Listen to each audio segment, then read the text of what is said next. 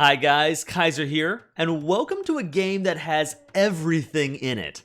Fencing, fighting, torture, revenge, giants, monsters, chases, escapes, true love, miracles! Now, if you get that reference, you're my kind of person, but it would surprise you how much of that list actually applies to this game. Seriously, the story behind this game is pretty incredible, so let me set the stage here. First, I had been playing AoE 2 throughout the night and into the early morning, and by the time we got into this match, I was on a losing streak. In fact, my last game wasn't just a loss, but a stinging loss. I honestly should have gone to bed, but I was telling myself, I can't end the night with a game like that. I've got to go one more. So, early in the morning, I'm not even really firing on all cylinders, but I queue up one more time and end up in the Thunderdome that is Socotra. Right? Second, this match was a rematch. That stinging loss I just told you about, that was against this guy, TATB. I random Persians into his Berbers on 4 lakes, and while I did a good job of applying pressure to his starting location, I didn't even contest 3 out of the 4 lakes, and so I let him reboom easily, and he just outgrew me, out-ecoed me, and took the win easy with his cheaper knights and camels.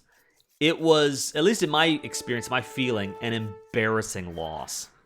And here we go, I got to interrupt myself just to say, right out of the gate, I had some action where my scout accidentally took a couple of his sheep. So I thought, hey, that's great, but I took a bunch of arrow fire, and now his scout has wiped out mine, and yeah, this game is insane. It starts out right away with some action. But anyway, I get into this rematch against TATB, and part of me is thinking, oh, that's great. I have a chance to redeem myself against this guy. A part of me is thinking, oh no, I've got to go up against this dude again. I've already lost to him once. I really hope I don't lose to him twice, because that might make the sting even worse, right? Third, if you guys have seen my video called The Dangers of Rushing, you'll remember that I said in that video that for some reason, every time I play Lithuanians, I go up against Magyars. I don't know what it is, but in my personal experience, this is the rivalry of Age of Empires 2. Lithuanians versus Magyars. Magyars versus Lithuanians. It happens all the time. I randomed into Lithuanians, and I had the random checkmark on. So I know TATB because of the last game. I know he had it on too. So I believe we both randomed into, once again, Lithuanians versus Magyars. So there's just that extra level of destiny and fate tied up into this matchup, into this particular game, that makes it a lot of fun. So, like I said, we're on Socotra. I'm in the red playing as the Lithuanians. He's in the teal, the cyan. I'd asked you guys in a previous video, what do you call this color? I got some fun responses. I had one person say turquoise, I had another say light blue. Light blue is pretty funny because I agree, I use light blue all the time, but I cannot tell you how many times I've had this conversation in team games. Somebody will say, oh, I've got blue on my side, and inevitably someone responds, oh, is that dark blue or light blue? Well, that's dark blue. Oh, okay, yeah. It's always dark blue. No one ever just calls light blue blue, but you always have to ask anyway, regardless. So, yeah, we're on Socotra. I'm in the red playing as Lithuanians. TATB is playing in the light blue as the Magyars. And this game gets pretty wild. Now, what I'm thinking at this point, knowing the matchup, I know that he, as the Magyar player, is likely to do something like a scout rush. Because remember, the Magyar's main strength, at least in the early game, is that once you hit the feudal age, you get the blacksmith melee attack upgrades, like forging, for example, and blast iron furnace. You get those techs for free as you go up the ages, right? So, I'm kind of thinking he's likely to rush up into the feudal age, get scouts out, and scout rush me. I consider that particularly likely because I lost my own scout, and because he beat me in the last game. And so I think psychologically, I've mentioned the importance of psychology in previous videos, and that can affect me as much as anybody. Psychologically, I'm going into this game feeling like the underdog. I feel like I'm probably going to lose because I lost the last one, right? I'm going to do my best, but I'm worried about losing. And so, for me, my thought is not how do I beat him with my own strengths against his, but I'm thinking how do I counter what he's going to do. So I hit Feudal Age, and well, actually let me back up. Before I go Spearman, I had this idea in my head. I'm going to try a militia rush, because the Lithuanians, you start with 150 bonus food. So you have that extra food. I gathered 10 gold, so I'm going to go for a militia rush. I am really not the best at militia rushes. I have yet to really become a master of them. And this right here is why. Now, pay attention to this number here at the bottom, this idle eco time. Look at the idle TC time.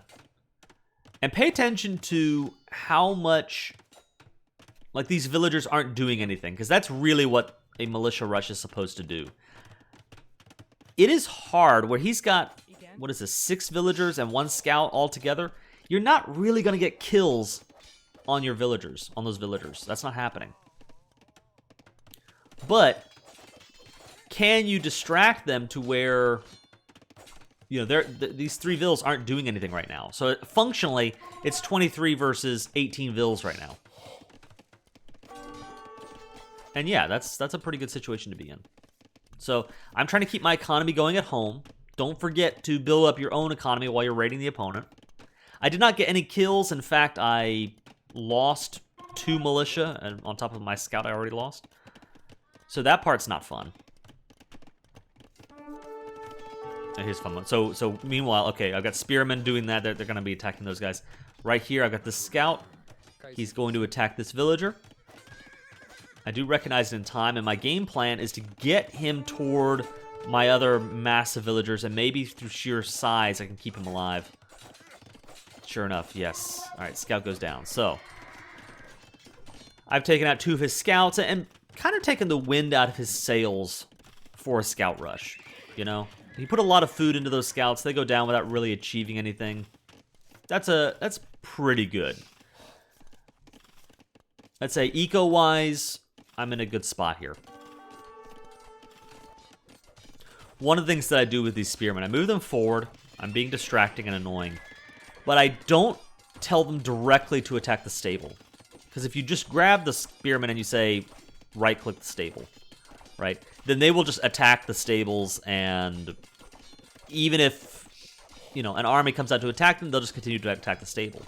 If instead I grab the spearmen and I right-click near the stable, well, then they'll automatically attack the stables, but automatically switch over as soon as he ejects the scouts, which is what I want them to do. I want them to fight the knights, not necessarily destroy the building. Or I said knights, the scouts. Now, one thing that I haven't even mentioned yet, because there's so much going on in this game, one of the things that the Magyar player is doing that I think is very clever is he's got 3 villagers on spearmen. Am I going to lose a vill here? Am I going to lose that vill? I think I am. Yep, I lose the vill, but the scout goes down. One of the things that is very clever, he's got 3 on spears, and the Magyar player is leaning toward a tower rush situation, or at least trying to claim key parts of the map. I think that's incredibly clever. Especially this first tower is really perfect because it's covering so much of the central gold here. A lot of my resources are, well, I've got some resources that are forward resources. Fortunately for me, some of my resources are back resources, right? And you'll hear that term a lot with people casting Age of Empires. Here we go. Here's an important moment where, you know, Tap B, he decides he's going to continue the tower rush by towering me off of this wood line. Now, as much as I love this first tower, I think the second tower is a mistake because the only thing it's really doing is blocking me off of this wood. And I've got wood all over the place. I don't need that wood line. So I just pull back, and you're kind of wasting your villagers' lives, and you're sacrificing a lot to get up a tower that doesn't really do much for you. Right? Yeah, this. I think this field goes down. Maybe not. Let's see here. Yeah, that's a field down. This spearman is gonna die if he's not careful. Yeah, here we go. That's two vills down now. Yeah, just a difficult situation to be in. There we go, scout down. So he sacrificed a lot to get this tower up. That doesn't do a whole lot for him, right? I don't stop the tower from going up, and it's annoying that that tower is there, but it's not much worse than annoying. Anyway, you'll hear casters talk about forward resources and backline or back resources, right? And what those terms mean, they're very important, is if you look at your town center, forward resources are the resources that are in the direction of your opponent. So if this is my gold, I mean, it's pretty close to my town center, so kind of by default, it's mine. But it's in the direction of my opponent, it's a forward resource. And if it's behind my town center, where it's that much harder for him to send units or, well, military or villagers, whatever, it's harder for him to get into the back and mess with the resources back here. Those are back resources. And fortunately for me, I've got gold and I've got stone that are more back than forward. If everything was up here, then I probably would have lost the game just by virtue of the fact that he could tower everything down. Right? Like in Tat B's case, it looks like most all of his resources are forward. He's got 2 stone up here, he's got 2 gold. He's got some across the sides, some gold here on the sides, so that's good for him. But I have back resources that are going to be very, very important.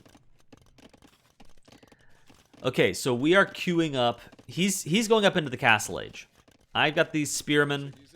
I actually have an eco lead. I'm not aware that I have it. I probably should be. Between the fact that he has to have some on stone and then, you know, the fact that he did lose some vills putting up that tower. But I sent my spearmen forward. I'm hoping that he had some scouts just hanging around out here and I'd get some automatic free kills. That doesn't really happen. He does not have any military right now. And he sends a vill forward. I don't know what he was thinking. I don't know if he was trying to do something sneaky, but I did have that one surviving militia out and about.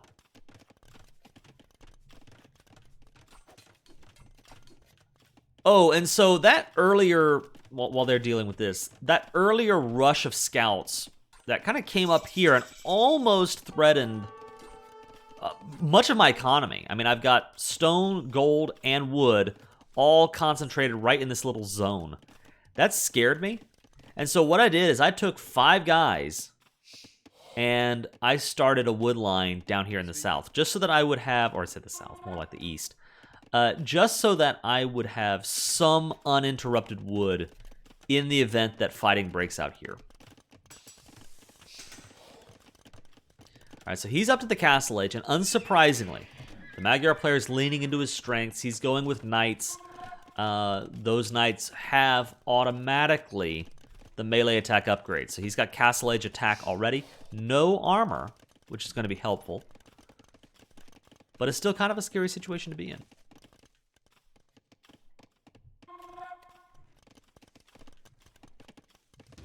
And look at this. He's going for the Siege Workshop. This player is going for the kill.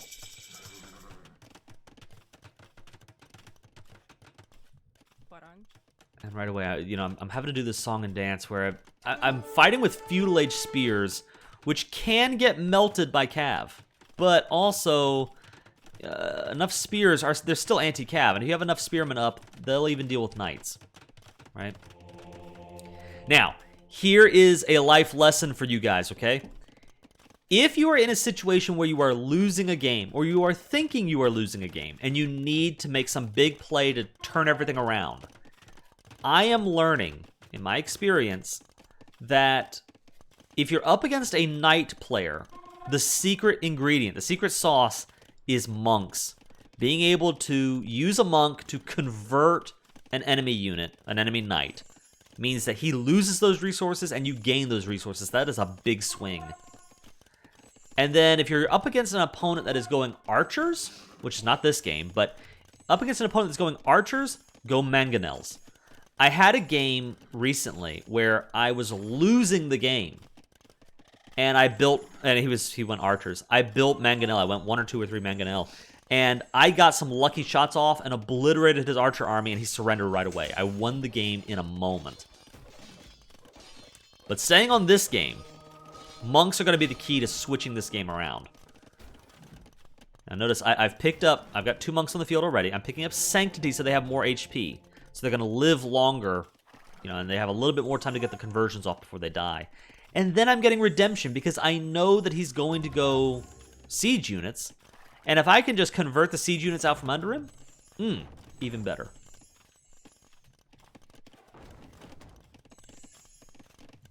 Now, I had a decision to make. I was thinking I could sell the stone and get up a bunch of gold and pick up some things like the pikeman upgrade. Yeah, here, I've got a couple of knights of my own out. So now I've got knights, spearmen, and monks versus his knights and scorpions and a scout. But instead, I decide, you know what? I'm feeling a lot of pressure here. The towers, the army, so much pressure. I need to get pressure on him. And so I've taken my wood line guys. And here's a 3rd tower, by the way, just harassing my stone. And while all of this is going on, I am hoping, crossing my fingers, maybe I can build a castle on his face. All right, here we go. Conversion's happening. I convert the Mangonel, which is great. The only mistake I made there was I had multiple monks working on the same Mangonel. Now, that is a problem in the sense that, I used up my conversion power for 2 monks instead of 1. Here we go. He senses weakness. Tatby runs in. Meanwhile, the castle is starting at just the right time. I'm hoping he doesn't see, he doesn't notice. Okay. This monk had fully upgraded. He could have converted, but he died first. He's going on the offense. This hurts. This stings. My knights are going down. His knights are much better upgraded than mine are. He's going to get some Vil kills here. I'm building Scout Cav. What am I even doing with Scout Cavalry? What are Scouts going to do against knights? Fortunately, he does not get into my wood line back here. I think I'm building the Scouts in order to try to shut down his siege. That's my game plan. But right now, I'm just throwing away Scouts. Now, fortunately, the castle does go up. He doesn't notice it. And he's going to lose a bunch of vills there as well. Look at this. They're right here. He actually sees... This is an incredible moment because these knights are going to see the villagers. The knights are going to automatically move toward the vills. And then he pulls them away. I think what he does is Tatby notices the castle just then and grabs them and moves them down to try to fight off this tower, because now I'm towering his town center behind the cover of my castle. Talk about a miracle, right? Talk about a miracle. That is exactly what happens here. So he grabs these knights, he moves them down. He is throwing away a couple of knights. Several other knights are going to get converted here because I'm continuing to bring out monks and build knights of my own.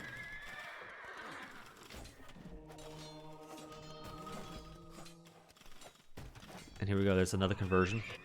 Yep. And all of a sudden, I've got an eco lead. I have a military lead. And you talk about a miracle. That's a miracle right there. And I don't realize. Now, he's got 2 knights kind of hovering over this gold. He's got 3 knights over here. Do I see them all? Let me check that. I don't see the knights. Yeah, but here we go. Now he's gonna raid here. So he definitely, I don't feel like I'm winning this game. I feel desperate. I named the replay file of this game Desperation because that's what it feels like from start to finish. Is I'm feeling pretty desperate, and now I'm the one throwing away knights, right? Yeah, that was dumb. I'm feeling pretty desperate. I'm sure he's feeling pretty desperate. I mean, part of that's just the map. Part of that's just Socotra. But even with the way Socotra's played, this game is wild already.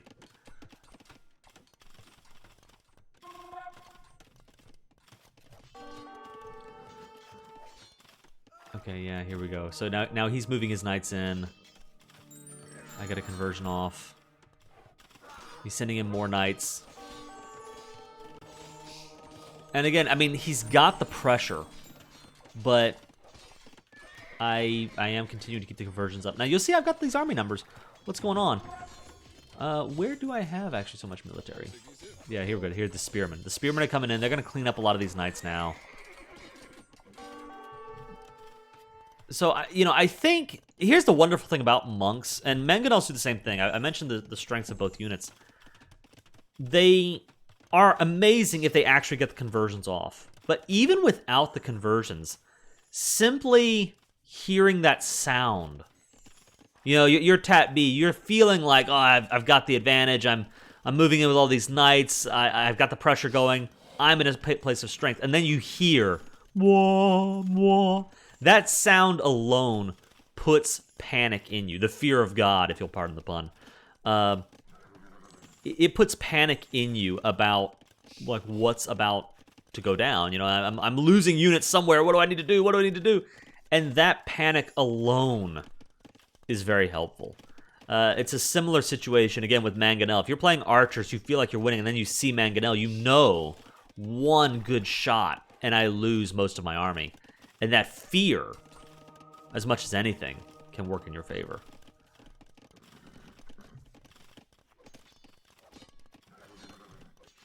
Yeah, now, I don't know that these knights are out this way. Or do I? Yes, I do, because I'm using... No, I don't. I'm using the spearman to protect the monk in case the monk gets attacked. Because I want to pick up some relics. All right, here we go. Now, at first I think, maybe I can get another conversion off. That would be worth it. I'd rather get a conversion than the relic, to be honest with you. But he runs away. I say, okay, I'll pick up the relic. Now, I didn't even... Again, with so much going on, I haven't even talked about... I put up a tower on Tat B's town center. Then he put up a counter tower. We did a lot of back and forth, garrisoning and ungarrisoning and repairing and all that. Ultimately, he won the tower war. Not without quite a few losses, including those knights early on, which I think the knights moving in saved the game. I think if he had stayed on the offense, he might have just won right there. He has up his second town center. I'm getting up my second TC. Take a note of the idle town center time and the idle eco time. Now, he has way more idle TC time than I do, but then I also have way more idle eco time than he does. So it's a little bit of A, a little bit of B. Part of that is, look at this Ville right here. What in the world? Come on. Just chilling, doing nothing. All right, the knights. He's got some knights here in the back.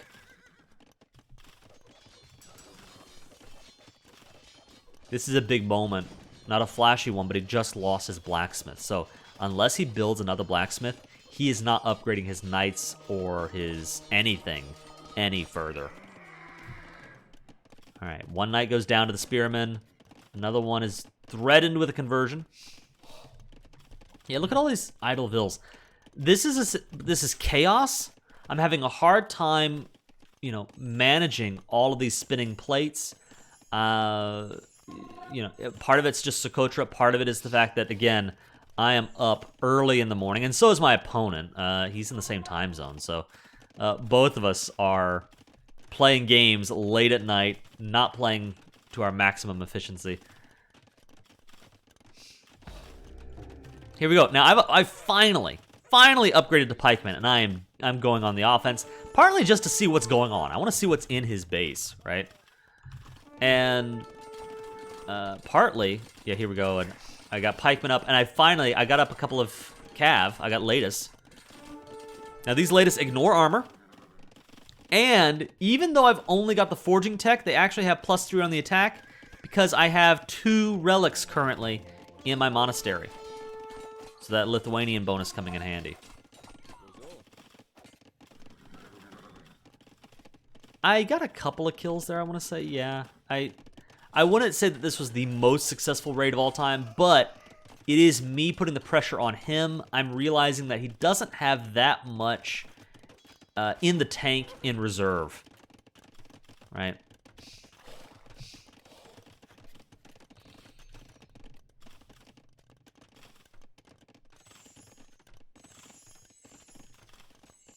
one of the other things I love about monks is if you have more monks alive after a fight, then being able to go and skirmish and raid like I am here, and then go back and heal up to full health is an incredible feeling. It's one of those things that you don't really appreciate until you start doing it, and then you just realize how much stronger you are because you're not fighting with half-health units. And this right here is actually a critical moment. So far, let's call this place Gold Hill. You know, it's the center location where all the gold is located. And Gold Hill has been under the Magyar control this whole time. He almost has enough gold to go up to Imperial Age, but I just raided and shut down his gold economy in the middle here. He doesn't have access to this side gold anymore. This is the last of the gold that he has. He either has this or he needs to reclaim this. Now, he's still got the tower, but he's no longer working it. And that's going to be helpful for me, especially because he is making an important tactical switch over to infantry. Now, I don't know that he's making the switch to infantry. I should probably be expecting it considering how hard I'm countering his cavalry.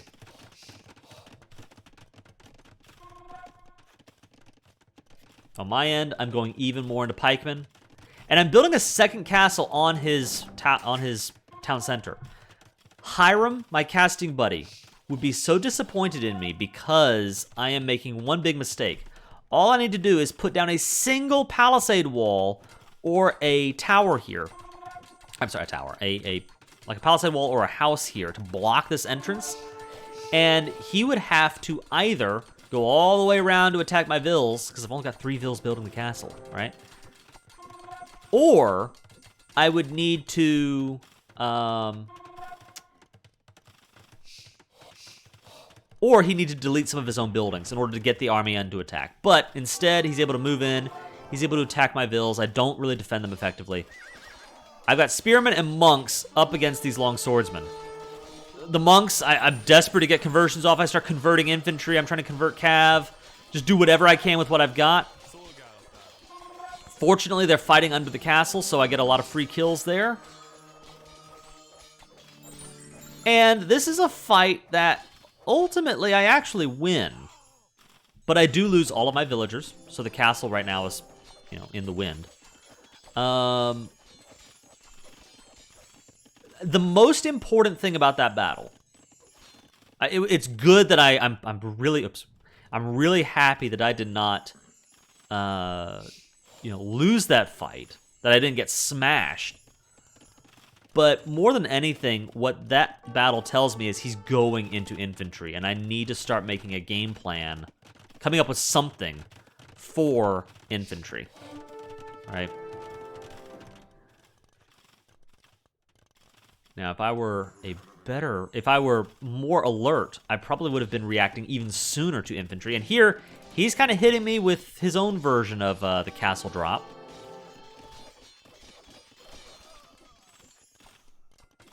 Yeah, here we go. So I'm putting the pressure on him. He's trying to put the pressure back on me. This castle is messing with a lot of my production buildings. So I've lost my barracks. I've lost my stable. I'm probably going to lose my blacksmith, my monastery, which has 3 relics now. So, my latest are hitting pretty strong with their +4 attack. It would have been +5 if I picked up the second attack upgrade. But here's the thing, all right? All of that infantry, right? All of the knights. He's put food, he's put gold into that. I have been able to do more damage with fewer resources. I'm going up to the Imperial Age. I've almost hit Imp. And I've got 2 castles up. If you've been watching the channel for a while, if you've been paying attention to my strategies, you probably know what's about to happen. So, my game plan.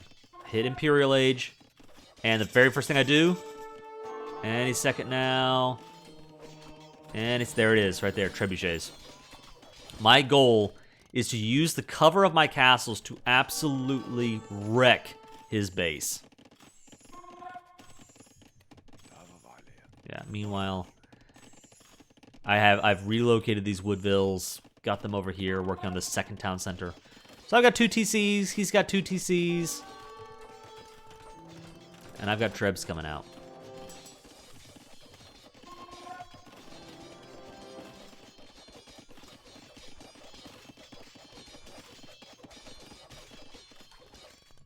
Yep, here we go.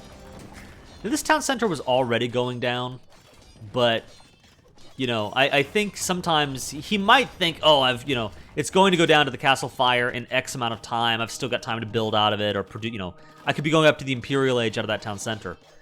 And taking out sooner rather than later is definitely a positive. All right, so he's putting the pressure on me. I am just stalling. I am losing over here, but I'm just trying to not lose badly or try to minimize as much of the losses as possible. I'm about to lose my monastery. I don't want to lose my monastery. All the gold, all the attack on my latest. But here's the thing. If he's going heavy into infantry, I don't want to fight him with cavalry anyway, right? Cavalry do beat infantry one-on-one, but a lot of times, and I don't know how the bonus attack changes this equation, but typically, infantry beat cavalry on an economic scale. So one-on-one, the cavalry will win, but it's more cost-effective to fight with infantry, and so you can mass up easier with infantry. So I'm seeing him going heavy into infantry, and I'm thinking, well, what I need are archery ranges. I need archers out. So that's what I'm doing right now. It's taking time, but I'm building up an archer force, and I've rebuilt my blacksmith. Where did I rebuild it? Oh, no, it's still right here. So I'm building my blacksmith up and trying to get some archer techs so that I can counter his infantry mass. Meanwhile, he's got a monastery of his own with some relics. If I can't have relics, I don't want him getting relics, so we knock that out. So he's lost both town centers. Right now, I've got 2 town centers to 0 town centers. Not that I'm producing out of them, because I'm just so focused on staying alive that Vils can't really do anything for me right now. And here we go. I have all the TCs for now, but he's going on the offense. He's got, pay attention to this, 15 infantry with, the tier 2 attack upgrade, the tier 1 armor. He probably has arson. I don't know one way or the other. But he is melting through my town centers. So, as I am destroying his production buildings, and I think this is critical because it's going to keep him from, or make it just that much more difficult for him to mass up infantry. He's also pop-capped right now. But he takes out my town center. And this is going to be a critical moment. He splits his infantry in half. So half of them are just wailing away at my own barracks. I put these barracks up to produce pikemen in case he went heavy into cavalry. He's getting free kills here. So annoying. But I finally garrison them. And as great as the, whatever that was, like 15 infantry were against the town center, 6 infantry are going to get melted pretty quick by the TC. So that's a pretty critical moment. I send my archers up in case they're needed, because I don't want to lose that second TC. But at the same time, I move my trebuchets forward. And I see, thanks to, I think it's probably thanks to the house, I see the infantry coming to the trebs. I realize they're vulnerable. I need to get my archers back to actually protect my siege. They pull back just in time. This is a critical moment right here, too. Yeah, I'm putting a little bit of pressure on here. But I'm pulling back from my trebs, and he's actually moving into my double castle range. He's going to lose a lot of guys here. This is a mistake on his part. Infantry down. Infantry. So, it's vitally important for him to keep his infantry numbers up. He needs to get a big mass of units to win.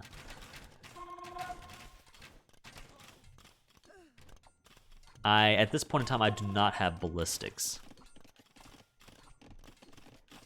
So I still have a town center up. He's building, well, it would have been his 3rd town center. But he's building another town center to stay in the game economically. And again, he tried to claim the gold here. He's been on the gold for a little bit. But now my trebuchets are in a position to destroy this castle, which is dictating so much the flow of the game. And then this tower that's been covering the gold this whole time. And allowing him to mine with impunity, no more. Tower down. Losing vills. I have an eco lead even though half of my villagers are idle. Because again, it's chaos. Battering rams come out to try to take out the trebuchets. I see this, I'm scared about it. Archers are not the best against battering rams. Fortunately, they do enough of a job and I pull back the other trebs. I lose one. But that's okay. I can lose one treb in exchange for destroying his battering rams. Oh, and here's a mangonel. No, no. I have 22 archers. It goes down. Well, I still have 22 archers. I lost 2 or 3, but I guess I replenished as many as I lost there. So that was not nearly as devastating as it could have been. Stable down. So with every attack we have here, you know, he's losing production buildings. He's losing strategic flexibility. Boy, I wish I had ballistics. I have told Hiram before, I think ballistics may be the most important technology in the game.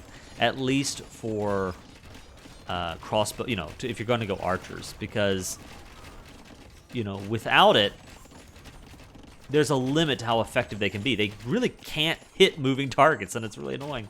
But with ballistics, they are able to hit those moving targets.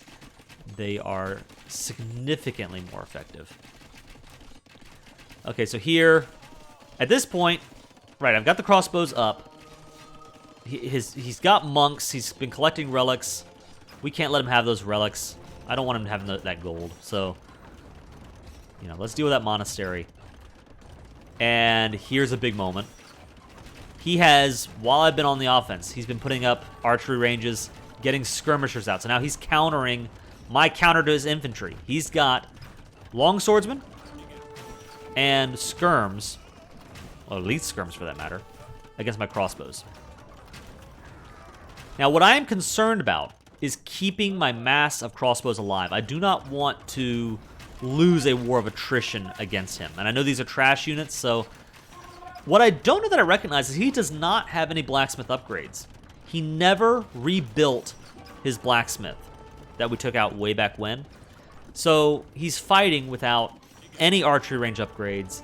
His infantry are stuck on the feudal age armor, the castle age attack.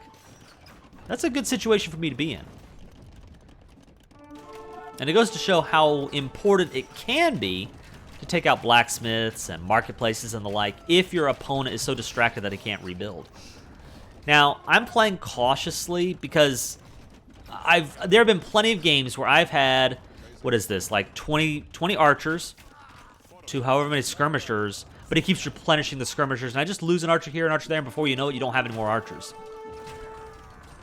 I was moving forward and taking a lot of free shots from the skirmishers because I wanted to get up into the infantry and take out the infantry. Yeah, monastery down.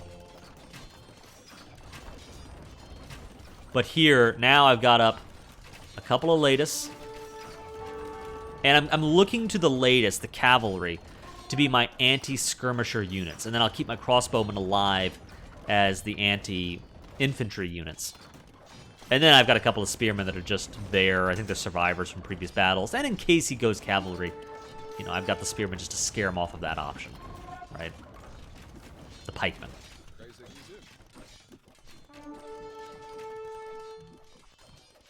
All right, so here are the infantry. They're moving in. They're trying to do their worst against the trebs, but I see it in time. My crossbows need to take out his long swordsmen while staying out of the fire of the skirmishers. Or, you know, I can get up enough of a mass of crossbows that I could just overpower his skirmishers too. But that's just a dangerous game to play, because if you get the numbers wrong, you will be throwing away your advantage. Now, here's a critical moment. I have since lost my town center up here. My eco up there is gone. So I'm going to rebuild in his old base. I'm going to claim his farms for myself. What I recognize as I'm building the town center is I'm baiting him into a fight. I want to fight him right now. So watch this. Latest go into it to attack the skirms, but it's a feint. I know he's going to use the infantry to chase down the latest. So I pull them back, and now I get the crossbows to fire on the archers and take free shots on them. And this is a battle that I know I win. The latest one-on-one will do a better job than the infantry. So I had the advantage here. I wipe out his army, So now more skirmishers, are ready to be wiped out by the cavalry. Trebuchets are finally in position to knock out the last of his base, and Tat B calls the GG on an incredibly chaotic back and forth. He should have won, and then I should have won, and we're both are struggling. And you can tell, I know from my own experience, I was firing on every fried neuron I had early in the morning trying to play this game. I think you can tell Tat B was doing the exact same thing. We were both trying to figure out what to do. And in this incredible back and forth, where one moment it seems like he's got the advantage, he's got knights everywhere, and then it seems like I might have the advantage, and then he's able to push back, and he's able to claim this, and I'm able to claim that. Wow, what a game. And it finally panned out where I took the win on Socotra and getting the revenge, the sweet, sweet revenge against Tat B. This was a good game to end the night on, to break the losing streak, to redeem myself against Tat B. And if you're out there watching this video, man, great game. You were a really fun opponent, a really tough opponent. I think that the map really helped out because even on Socotra, you could see myself, I kind of learned from his playbook, but he too was able to move his economy around and rebuild in different places. It's just not as easy to do on Socotra as it is on Four Lakes. And so ultimately, fighting in that close arena, that Thunderdome of sorts, kind of kept him, bunched up, and I was ultimately able to deliver the finishing blow. So what a game. I hope you guys enjoyed this one. I knew as soon as I finished this match, I would have to share this one with the incredible back and forth going on from all players. So if you guys like the video, subscribe to the channel. It means a lot to me. I really appreciate it. Thanks so much, guys, and y'all have a great one out there.